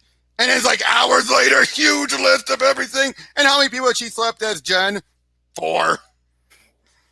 You know what I mean? Things like that. And that was played up, but she was like, oh, I can't believe this. Things like that. So it tells you that it was not played for like, she is, she's a whore. It's like, no, she did let it get to her. But I feel like Aaron doesn't look at it like that. He looks at it like, oh, she deep down hated that. Dude, the biggest contradiction of that is Slott made it clear. The reason why she stayed She-Hulk between Fantastic Four and Jeff Johns' Avengers run is that she didn't want to stop being She-Hulk. It was subconscious. She wasn't stuck in there by some cosmic event.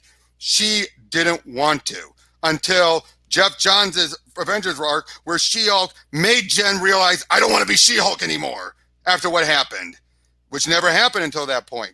And unfortunately then, but Aaron's mind, I bet you, so that contradicts everything Aaron's saying about, I hate people treating me like I'm sexy and everything. It's like, you loved it.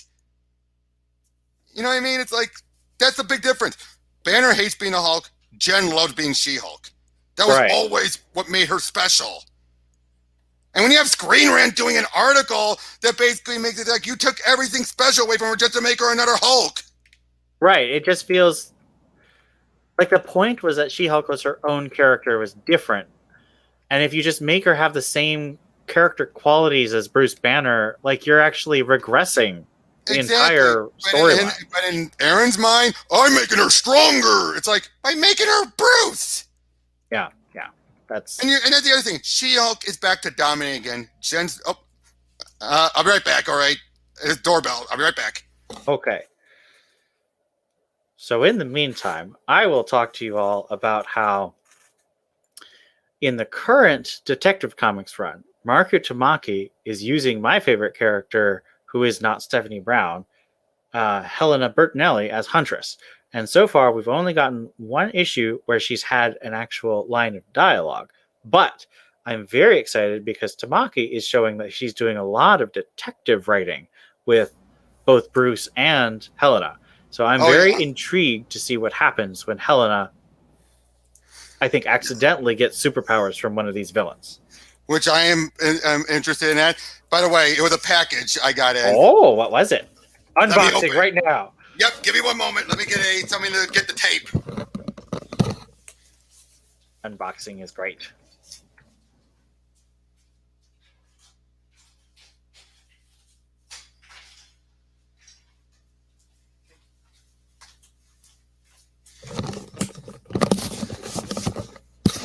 My little letter opening sword. Well, I already know what it is, but Oh Got yes. this. Got it from In Stock. Ah. Yep. I love In Stock trades. I've only bought from them once, but it was a good experience. Yep. It's either they have better deals, regular deals than Amazon does. Yeah.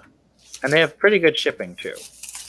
Yep. Unfortunately, don't go with the free shipping. I say never go with their free shipping because that's the mail something where it goes from UPS to USPS, and then your book is your package is set waiting until it fills up before they send it out. Whatever that thing's called. But yeah, if you want to know what it is, let me just open up the actual. Because unfortunately, you can't tell from here. Oh no, I cannot see. Hold on.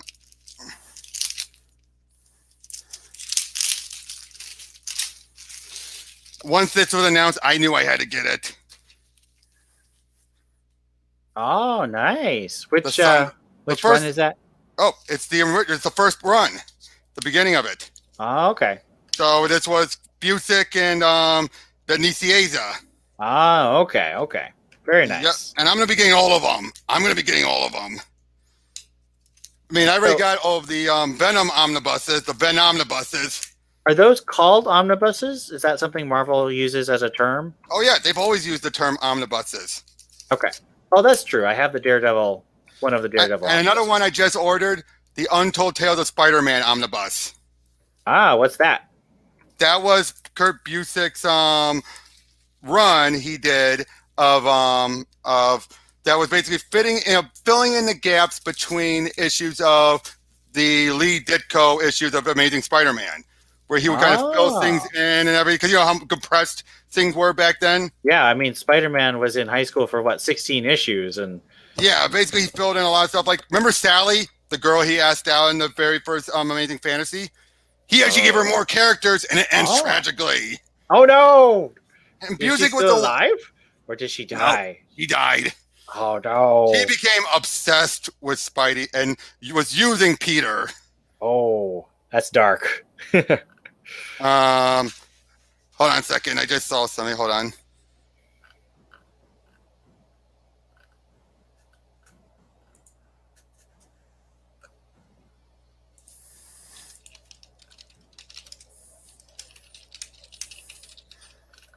But yeah, though, and he also I think he was the one who put more emphasis on what went on with Betty going from a high school student into, you know, working with Jameson and everything. You know, brought us up with her mom and everything. He was the one who put more emphasis on that.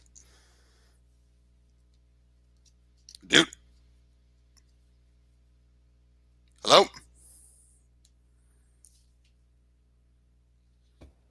Oh, he kind of froze up.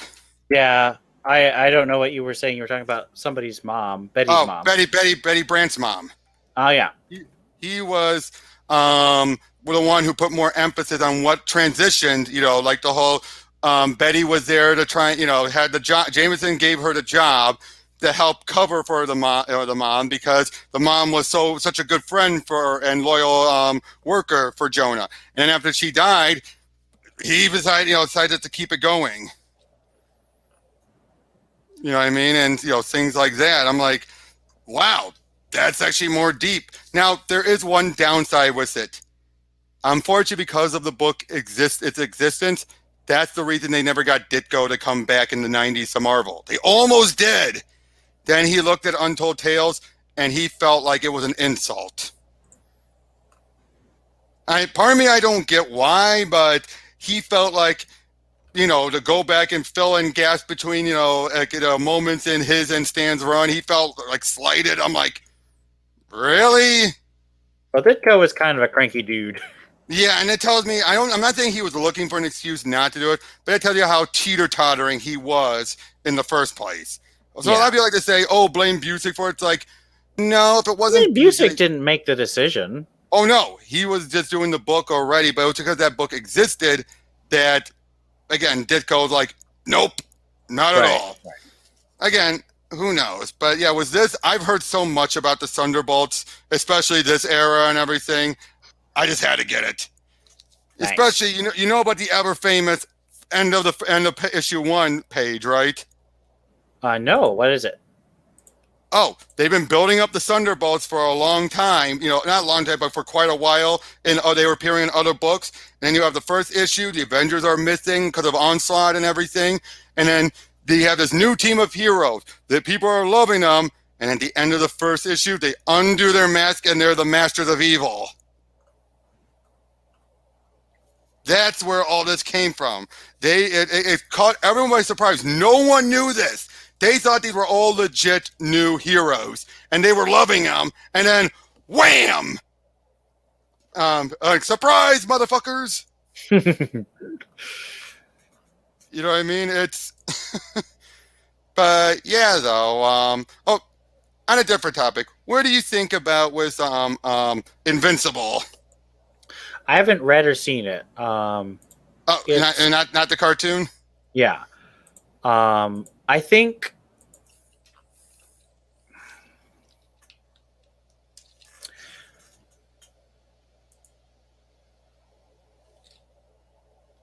What? I don't. It feels too big and too dark for me to quite get into right now. All right, that's fair. That's fair. Because I just got into Fables like a month or two ago, and I'm collecting that in the compendiums, and that's a very dark and very big series. But something about the concept of Fables appeals to me more than the concept. Because if I wanted my superhero itch scratched, I already read both DC and Marvel, and Fables is very different. So I tend to try and limit the new stuff I get into, so I don't get overwhelmed and burned out. Have you read Fables? Yeah, I've read bits of it. I haven't read all of it. Well, I would definitely recommend that if you're interested in that kind of creator-owned, fantastical, just really long-running and very well-crafted book. I agree. Oh, I agree. Trust me, I'm well aware of so much of the concept. And of course, I'll be honest, I played the Telltale game. Oh, nice. I really like the Telltale animation style. Like, I'm not as big into the gameplay because I played the Batman stuff, but I love the way they design their characters and then animate them. It's really just very appealing.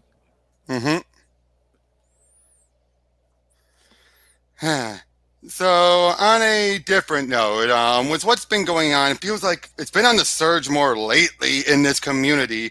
The idea of everyone just jumping and saying everything's woke, right as things are announced, right down to the point of basically saying they're going with someone black, they're going with someone gay, and that's all they need to be upset about. It's like, you guys are becoming what so many people on the left were accusing you of being. Yeah, you have to take it. I mean, one of the things I think that philosophically you got to do is take people as individuals. You have to take characters and writers as individuals. Exactly. And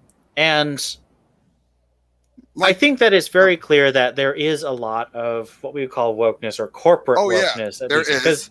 Because they're doing this. But not as bad as Marvel. Not as bad as Marvel. No, but like they are doing the whole Pride Month, and but who knows? But who knows what stories are going to be in that? Crush and Lobo, I'm looking forward to. Right, and I think that a lot of the stuff coming out of these things is good stuff, but I think that the advertising for it isn't emphasizing the good parts; it's emphasizing the shallow parts. Unfortunately, and I think though so many people in this community they just want to latch onto that, saying that what the shallow parts being emphasized represents the final product because they want. I hate to say it, they want to be outraged. That's where I feel. Right. I mean, it's the same thing. Outraged. You got to treat. You have to act as an individual. Yeah, you have to act as an individual to treat people like an individual. And people are, I want to be part of something bigger. So they're like, I'm going to be part of an outrage mob. Then again, these are the same people who were so convinced until that final solicitation came out, and they never said a word about it, that DC was going to stop books in July. Remember that? I've never understood. That's so silly. They were so convinced that they kept saying it until the solicitations came out, and no one said a word. Until that point, everyone's saying, it's ending in July! Yeah! It's like, What makes you think that? It's so silly. And they tripled down. I saw people getting into arguments about it. On a different note, did you ever read, and of course being his last work, Dan DiDio's Metal Men? I read the first couple of issues and I read the last issue. I thought it wasn't that bad. I don't like it's not that bad. Oh no. It's similar to like cosmic stuff. Like this particular kind of sci-fi. Like if I'm going to do a robot story, I like a robot story that's like really like trying to delve into how a robot works. Whereas DiDio writes them as they're basically fantasy people with certain limitations, and I don't find that as interesting. But it was reasonably well done. Well, to be fair, one, it's nowhere, and it's been even more out there, cosmic and everything, and that. If you ever seen the 2008 series that was done by Duncan Raoul, based off of ideas from Grant Morrison, it was even more bonkers at everything. This is tame compared to that. And again, they've been doing this more regularly every time everyone's used the Middleman lately. It's been more about what is like most of their appearances ever since that mini-series back in the 90s has been retelling their origins or recreating the Middlemen. When you think about it, you had that 94 series. They never really had a major appearance, just here and there, until Superman Batman, which then led into the 2008 series. Then you had their appearances during Forever Evil, and then you had much of them until this. I will also say this, I am so glad Shane Davis stuck around the whole book. Yeah, I liked the consistency there. I do think that Davis has kind of gone off the rails. Sometimes I wonder who's really more off the rails there. I'm not going to go name names, but if you know what I mean. He's just so hostile all the time. I'm just like, what's going on, man? Oh, and don't get me started on that whole, Snyder ripped us off from Superman Earth 1. Don't get me started on that's that crap. Snyder. I'm like, I really wish that Scott and Zach had different last names. I know. Although I will say also this, the last page of the last issue, DiDio knew he was gone by that point. That felt like him giving a farewell. And that he was, closing up the shop. And like, I do not like Dan DiDio. However, but I predicted what would happen. Yeah. He put in, he put in 17 years at the company, and I think he shielded a lot of the wokeness. I think he shielded most of the wokeness for the longest time. Otherwise, I think if he wasn't around, they would have gone as bad as DC and Marvel had. I think it's possible. My biggest problem is that I think he's kind of a bully, and I don't think that was good for DC. That is very true. But, and he could do dumb contracts. Yeah. But I think that he did his best. I don't think he ever didn't do his best. And I don't think he ever had malicious intent, despite some people out there claiming otherwise. I think he had malicious intent towards Nightwing. Specific characters. I'm talking about all of comics, like some people say. No. I think he genuinely thought he was making comics as best he could. Definitely. And because of that, I don't begrudge him saying goodbye like that. I just don't miss him. Right. Although I want to say, though, if you're going to end it like that, I think why have that sideways a little bit saying, that's for another tale, when he's not going to ever tell it? Well, that's just comics. That's just every comic. I think that was a gag. I think that was a gag. Well, it's Watchmen. It's the same thing. Nothing ever ends. I will say this, though. I do think one of Dan's best work was his OMAC series. Oh, yeah? I never checked it out because I basically just quit. Oh, it was fun. He appears in this and he wraps up that loose end. Oh, yeah? That's hilarious. Yep. And that's very appropriate since Metalman and OMAC are both robotic concepts. Which I gotta say, I always loved. Did you ever hear the story about DiDio before he worked at DC, but how he put his foot in his mouth when talking with Mike Carlin? Dan DiDio put his foot in his mouth. You shock me. Okay. You know about the '94 miniseries that revealed, oh, the Metal Men were actually once human beings who had their minds put into the respondometers. That is quite a concept. Oh, yeah. Well, when Mike Carlin and Jeanette Kahn were going to, I think ABC and the deal was working there at the time, trying to pitch to get a like for Metal Man, some others in the TV series, he was all like, now I love myself, the Metal Men, and if you were going to do the Metal Men, I say we completely avoid that stupid. We go with the class stuff. Avoid that stupid miniseries you guys just put out recently. To which Mike just went, "You mean the one I wrote?" Oh my! So obviously goodness. they didn't. There was no hostility. I'm pretty sure Mike had a good laugh, because he probably knew. Okay, you're an old school fan. You didn't like what I came up with. All right, but the fact that it's like Dan said that he didn't even realize you have the writer right in front of you. But that always cracks me up hearing that story about that. It's just like, oh. But again, reading this though tells you he does love the Metal Men and he does get them. Well, he loves DC Comics. I just disagree with him about he loves a parts specific era. He loves a specific era. Just and like Jeff unfortunately, Johns. So you get Jeff Johns. Have you read Geiger? No, It's good. Oh yeah, It is. Oh, it is very good. I highly recommend. Is it going to be a miniseries or an ongoing? They haven't stated. Okay. They have not stated yet. What's the publishing schedule like? So far, it's monthly.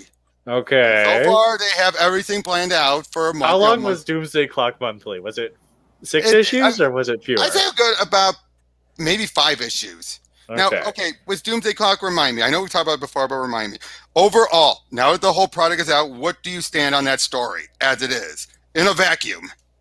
If I look at it as just a sequel to Watchmen and playing with the idea of DC meets Watchmen, which I think is a good idea. I think that all these people who are like mad about the idea, I think that's wrong. I think it's a fine idea. I quite honestly wish it had been 4 oversized books rather than 12 oversized books, because I don't think there's enough story for 12 books. I think there was, because much like Watchmen, you need to get all the details and place it in place. And if you remember with Watchmen, most of the book was getting your chess pieces in a row, ducks in a row and everything, and then the last few issues when it went completely off to the races. The moment you had the prison breakout. But if you look at the way Moore structures his story, it was extraordinarily dense storytelling. Doomsday Clock was very decompressed storytelling. So, for example, when is it Mime and what was he got? Marionette. So Marionette and Mime get a whole issue. If this were Alan Moore telling the story, it would have been like 3 pages. Mm-hmm. And I think Moore could have gotten the same emotion and the same power. I look at that and I'm like, Johns could have condensed this into 4 oversized issues. And maybe they would have been bigger issues than like they were 38 pages, I think, in Doomsday Clock. But I think he could have done like similarly 3 Jokers, because 3 Jokers is basically like 40 pages or something per issue, right? Right. Actually, let me double check that. It might be 60. Yeah, something around those lines. But either way, I get what you're saying. And like I say, I thought 3 Jokers was good. Unfortunately, it came out way too late for it to have any impact, unfortunately. Okay, 3 Jokers. All right, so we got... All right. So 3 Jokers is about 50 pages. I think if you'd done 4 40 to 50 page stories for Doomsday Clock, it would have been better. Just because I really think that if you're going to do something like this, you should have very dense storytelling. And I stand by what I said. Doomsday Clock is a very decompressed book. All right. And I'm not saying decompression is bad, but if your whole point is you're using the same storytelling techniques as Moore, I think you should also look at Moore's narrative density. True. And I don't think Jeff had enough to do that. You're right about that. But I'm not blaming Johns for shooting high. I think it's impressive that he's tried to shoot high. I Oh yeah. just think that he needs to learn more about narrative density. Okay, but that aside, from the plot, what's in the story itself, Yeah. how the story played out, If where do he you stand? told the same story in a shorter period of time, I think it would have stood as one of the really good comics. Mm-hmm. As it is, partly because he took too long and it Right. no longer matters, no one And talks also about because, it. and unfortunately because, and I gotta say, which have you think had a better setup? Doomsday Clock or Death Metal, as far as leaving the DC universe in a more like, what the place it left it in. Because if you ask me, especially now knowing that Doomsday Clock was meant to lead into the linear verse, and now that I look at it, I can see it. Oh yeah, definitely. I'm glad they didn't. I don't mind the linear verse being an aspect of the Omniverse, but I did not want that to be the main how things work in the DC universe. I'm sorry, that sounded like too high concept of an idea that would have given more headaches than it would have prevented. Do you agree? I think the idea of the linear verse is something that could be fun, but I want them to be very clear that it's separate, you know?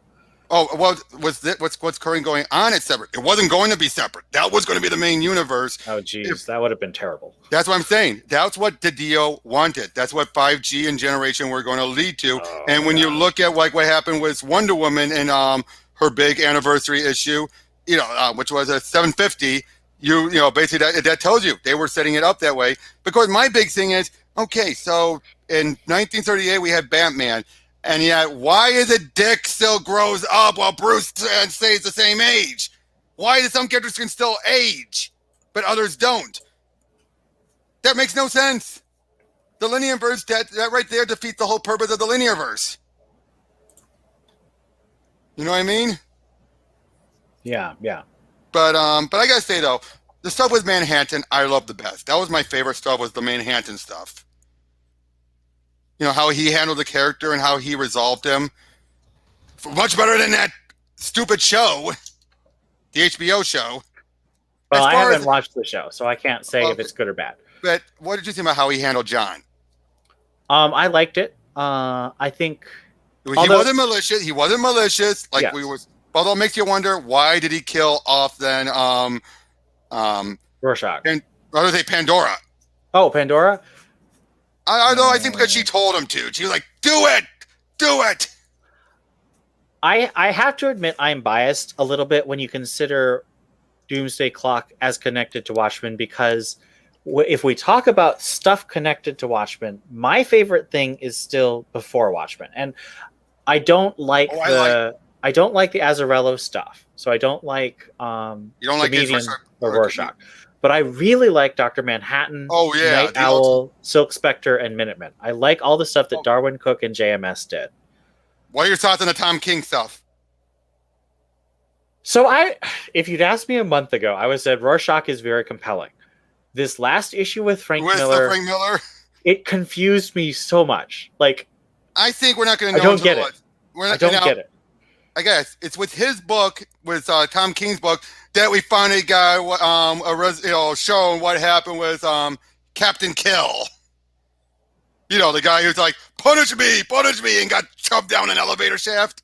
And we finally found out what happened. He's basically saying, he's all tied up and taunting him, and he's like, "Oh, I got a bomb up. You're gonna have to beat me up and get it out of me if you want to. Hey, what are you doing?" Ah!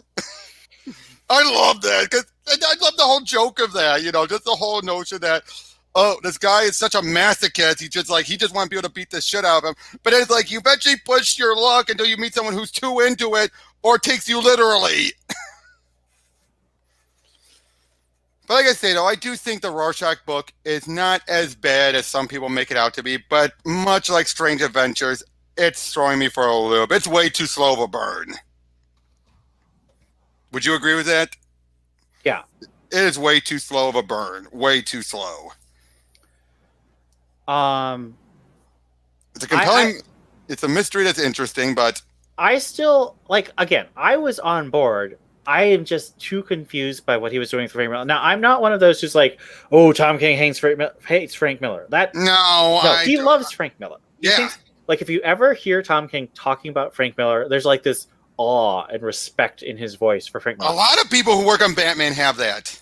I think that he really cares about Frank Miller, and I I just can think see that in the comic. I think he was just What's looking going at. on with this seance? Here's What is what I that? think. Here's what I think.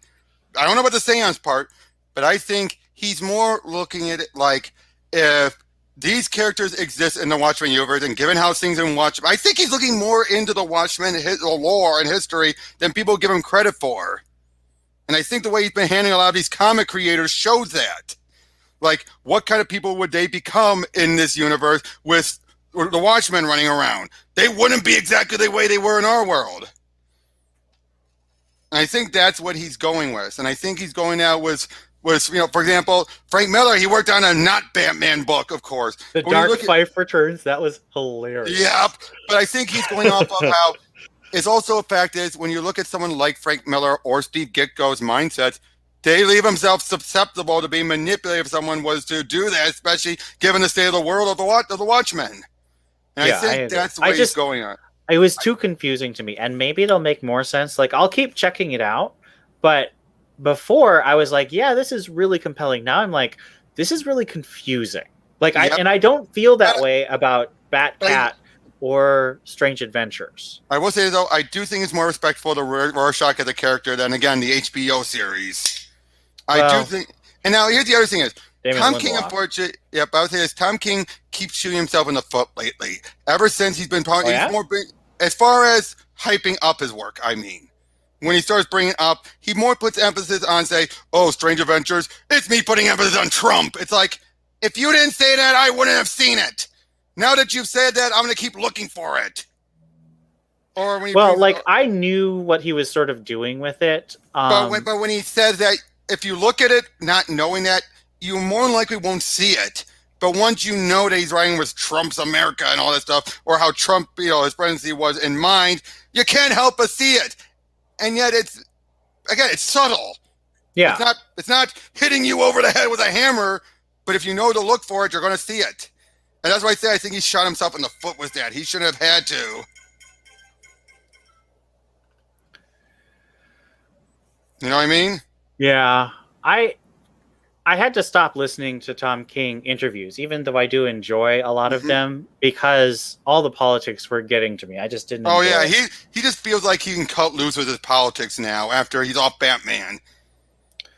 I think he kept his mouth shut because of Batman, for the most part. But now that it's gone, he can cut loose. Well, I also think that there's a lot of stuff going on with him. I've read some of those early interviews when he was on Batman, and he got kind of a big head. Oh yeah, especially ever since he got hold on.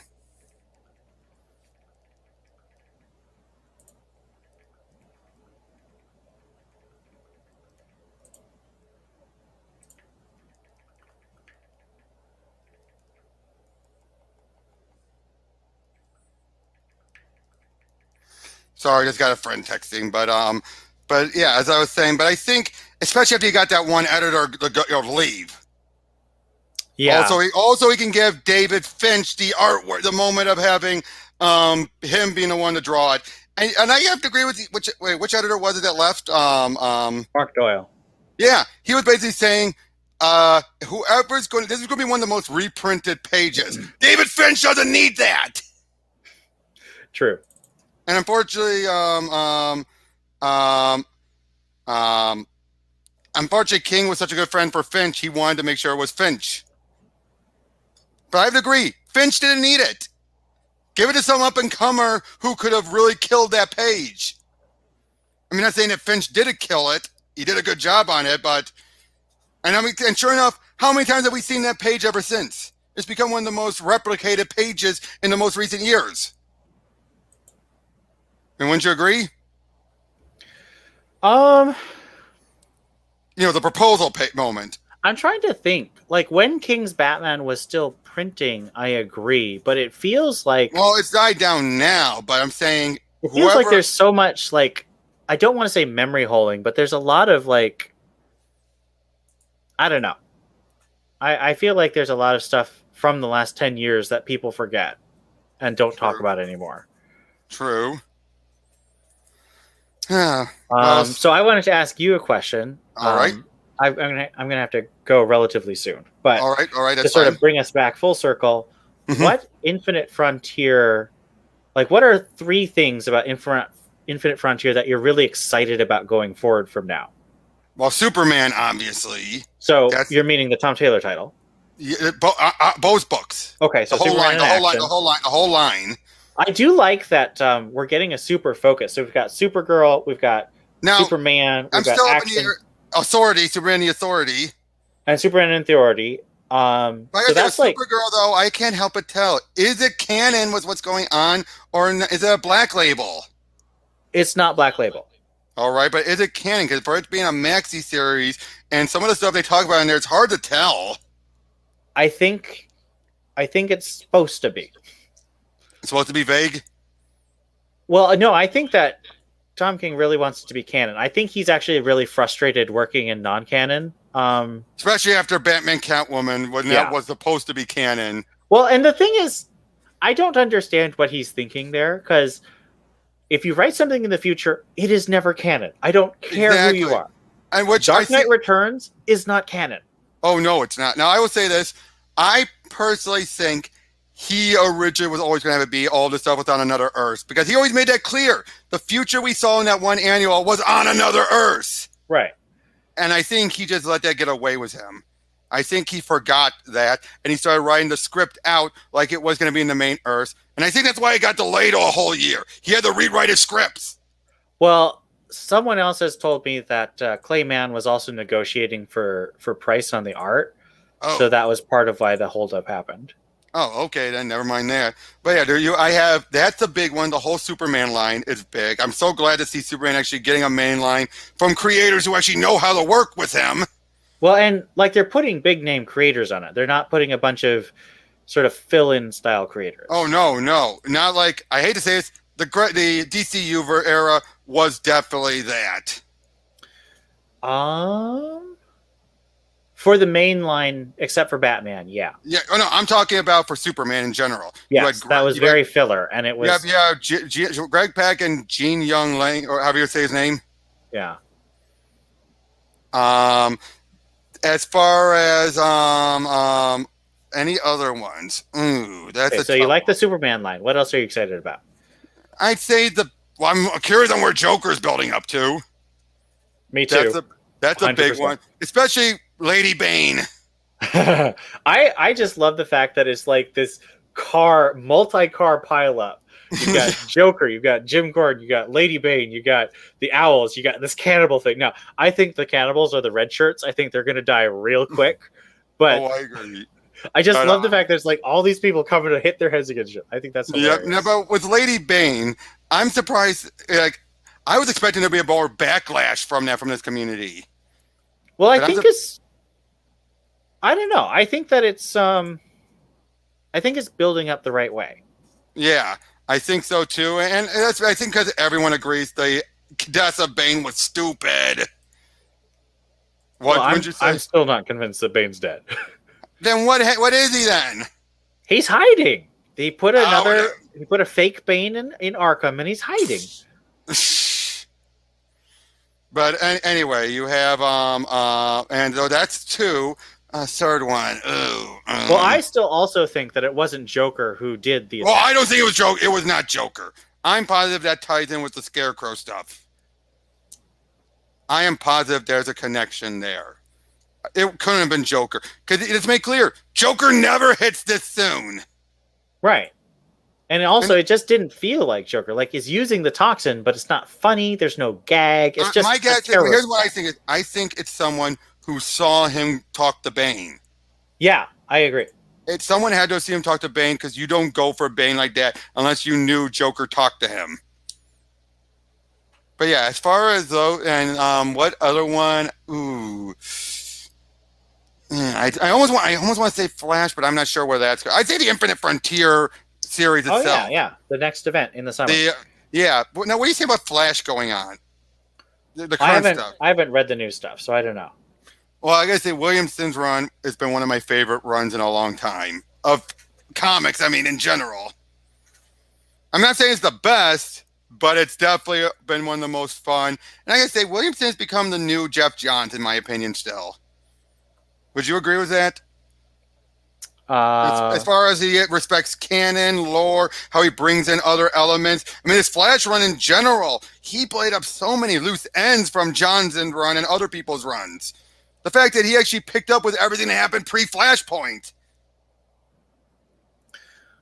um, And some of his other ideas. I mean, at least I think he was when he was on Flash. Where he is now, I'm not sure. I don't know. That takes me just so far out of what I've read regularly. All right, but that's just my opinion. I think he's become the new Jeff. Like, he's not exactly like Jeff Johns, but I think that he is in that wheelhouse. Like the way he handles stories, I mean, or continuity. You get what I'm saying? I think the way he handles continuity, he's very much like Jeff Johns. I think you're right. Yep. I definitely got that feeling from his like the Flash War and everything, or Well, I'm talking about like the first issue of Robin. It felt a lot like the way Johns would write some of his Justice League stuff. Oh yeah, and I would say some of the other like one shots he's done always feel like he's respecting continuity more so than others. So I'm actually grateful that he's the one shepherding Infinite Frontier. It's a lot better than if Benders was shepherding it. Am I right? Hello? Did you hear what I said? I said, I'm grateful that he's the one shepherding Infinite Frontier as opposed to, say, someone like Bendis. I don't know. I'm just hoping that Bendis's Checkmate story will be better than the first. Yeah, way better. Because the thing is, the lead up to Checkmate was awesome, but then Checkmate itself was disappointing. Now, what do you think about? Event Leviathan. Yeah. What about his Justice League? I haven't read it. I've gone. I don't read any Justice League, so that's not because of Bendis. It's been all right. It's better. It feels like this is more his niche. I think that Bendis is going to build from Justice League and Checkmate to a Green Arrow ongoing. That's what I think. I think that's actually perfect for Bendis. Street level. He's always been good at street level. And I'll say, and is Naomi? I actually find Naomi a good character. She's not Riri 2.0. No, she's much better. Oh, definitely. But everyone keeps on, again, because she's black, because she's so powerful, they keep on thinking like, ooh, like her getting into Justice League, but it's like, really? That's not the way, especially the way he handles it.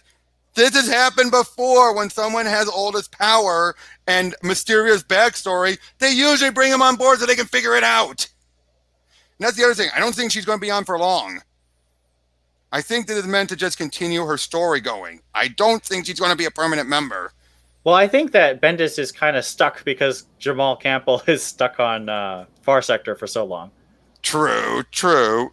But who knows? But, well, I'll just say this back to about Williamson for a second. The first day Justice League, I still blame editorial for some of those, Batman, Tim Fox did what Bruce never could. He cured Gotham. How? Love to know that one. That's just silly. I think that was editorial, or saying Joe was the best detective in the multiverse. Again, I do think that was editorial that put it on him to do it. That does now sound like something he would just tack on and say, not show. Would you agree with that? That sounds like a tacked on thing. They probably told him, since you're the only other person handling these characters, why don't you reference where they are by this point? Yeah, I would tend to agree. I think it was poor writing there. Yeah, especially I also wonder if Williamson was assuming that one of the Batman-related Future State books would have resolved the Magistrate. You want to bet he was assuming that?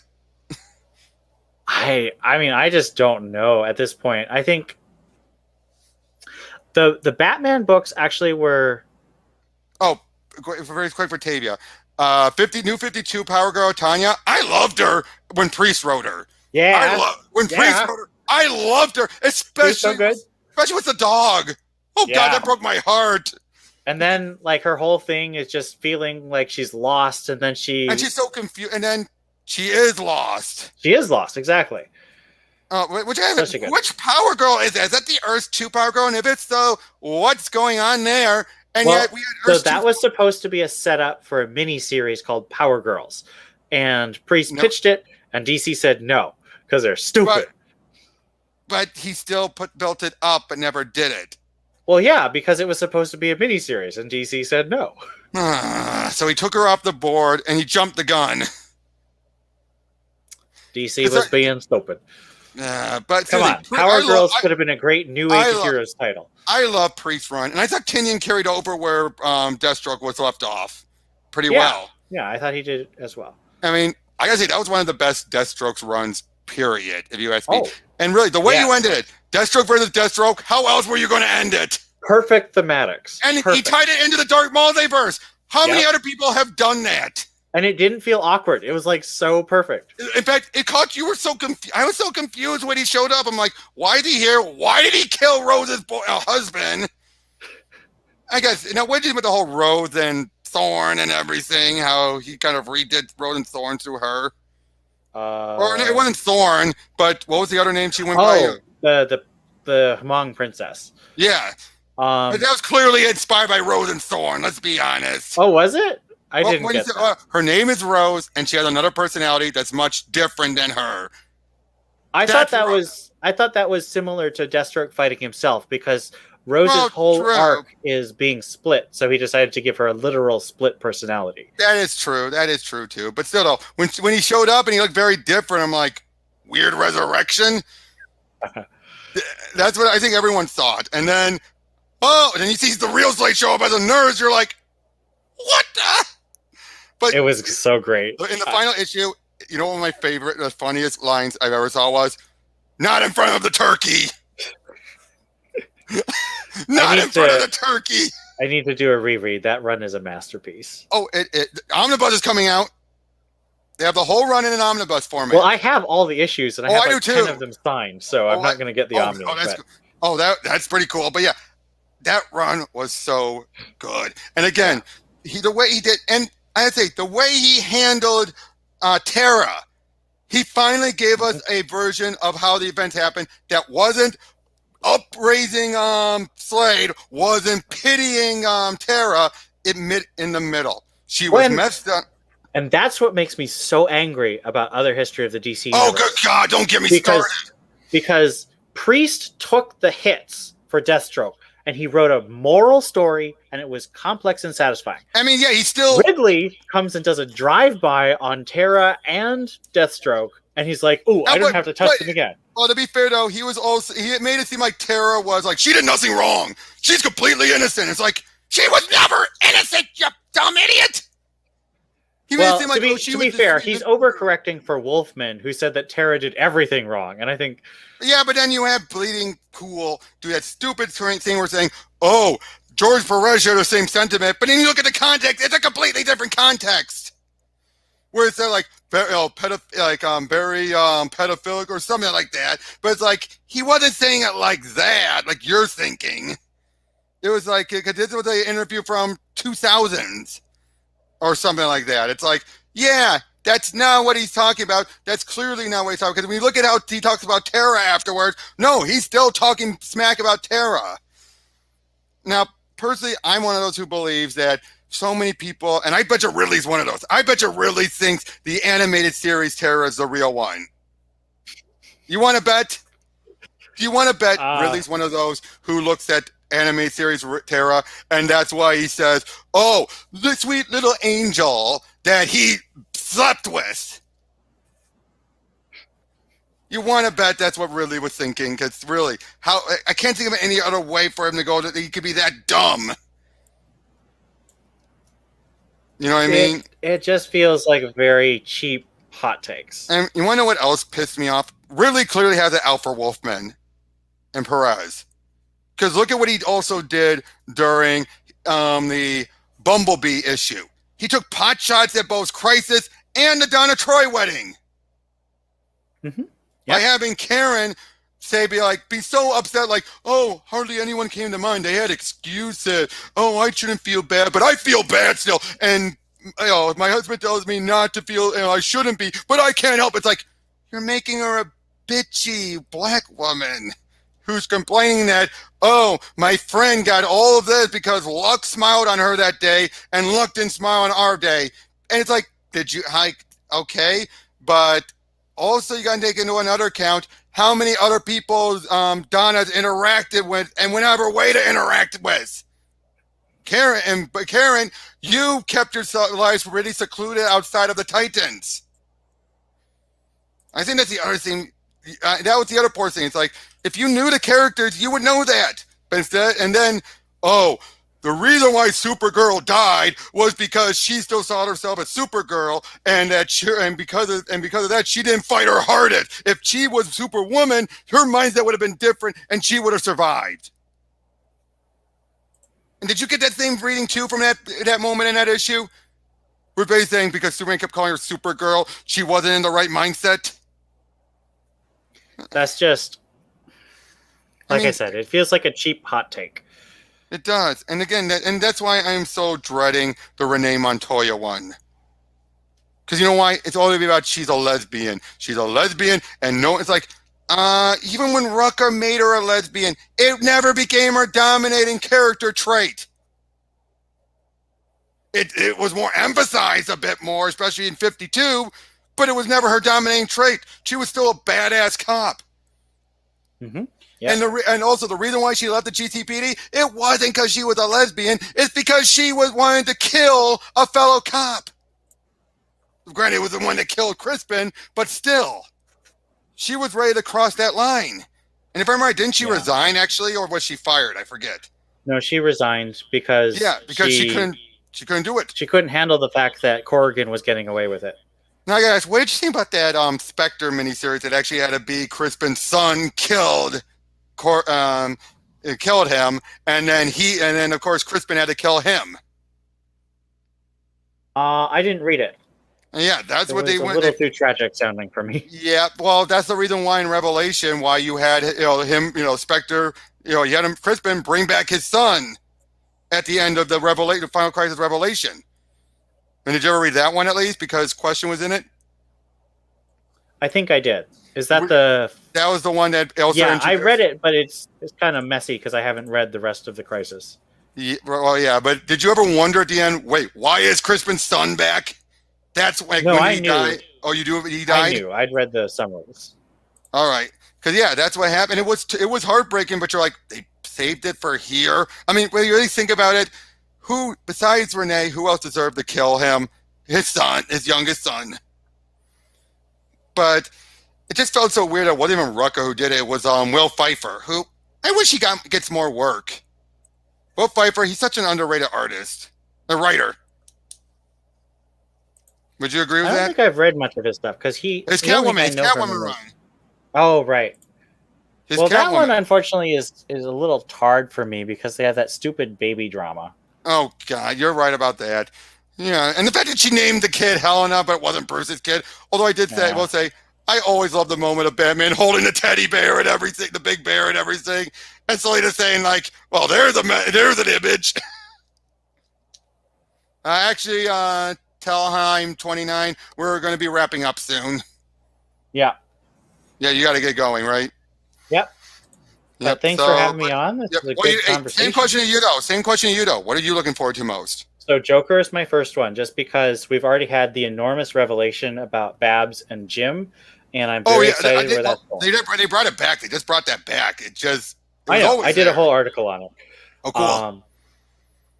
As long as Castellucci's nowhere near it, I'm happy. Yes. Second one I'm excited about is Catwoman. I think Ram V's doing just phenomenal stuff with that. And I'm really curious to see where he goes with this Order of Saint Dumas and Father Valley thing, because that's something that hasn't been touched for a while. Right. And the last thing I'm really excited about is Detective Comics with Huntress, because she's one of my favorite characters. So those are the three things I'm most excited about. I'm really pleased with how the Batline feels like it has different flavors in it, but it's connected in a way that, Snyder was never connected to Detective Comics. Oh, yeah. They had to go King, follow along. They had to follow along with yeah, him. and King was never connected to Detective Comics either. So it feels like Detective and Batman are taking place in the same world, but have different flavors, and I think that's a really impressive feat. One other thing before we wrap up, when it comes to with wait, okay, you mentioned Hunter. What did you mention before Detective Comics? Catwoman. Oh, Catwoman. Yeah, I was gonna say with um. Actually, I just forgot what I was going to say now. Never mind. Unfortunately, I just completely it just faded from my mind. I hate when that happens. But no, actually, no, I never remember with the Batman line. But but at the same time, though, do you feel like there is like obviously there's synergy and they're building up to something, but given how it's going to still tie with the magistrate and everything, do you think that's a worthy thing to be building up to? Um, I don't think it's unworthy. True, Um, but I don't want it to become like a Judge Dredd version of No Man's Land. I think ultimately, I think that is kind of where it's going to go, but I don't think it's going to go nearly as far as it did in Future State. Obviously, because it's not the future. Right. Yeah, but I know. Not remember the main question was but the fact that you have these next son, Batman stuff, and the next Batman second son stuff. If I remember right, Ridley himself said, "I'm not tying in with everything because this came along so late into everything." So it's more like his stuff is not going to be is not a vital part of what's coming. Well, see, that's weird that he would say that because I've read Second Son, and it is like Oh, I think it's playing off of what's going on, but it's so tied in. Like you get it's how tied did in. How did Renee Montoya become commissioner? What happened to Luke Fox? What happened to Oh, and Tam that's the other Fox? thing I got to bother. What is with Renee lately? I know. I will say this. Yeah, I I'm do not think a Kenyon seems to imply there's something hanging over her head. That interaction with Bruce, I think there's something held over her head, like an axe ready to drop on her head. yeah. I hope so because I don't like her being anti-mask because she was a mask. And he even says, you bring, can you bring five that Ask says the right questions. I know. I love You that. can But again, almost hear Batman winking. I It's know, but so again, funny. I think there's something held over her. I hope so. I mean, why else would you have that scene then? Or Why else there's would you? or Yeah. there's a bigger mystery that she's trying to solve.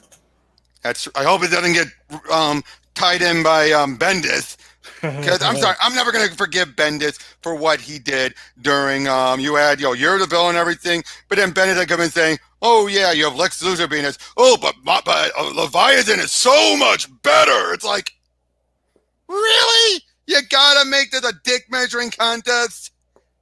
But power levels, they're the best. And I thought Tinian was the one doing the anime stuff or manga stuff. All right, dude. Well, thank you again for coming on, man. Hopefully we can do another one, not too long in the future. Sure, sure. All right. See you all later. I'm going to be signing off as well, so I'll catch you guys on the other side. Have a good night.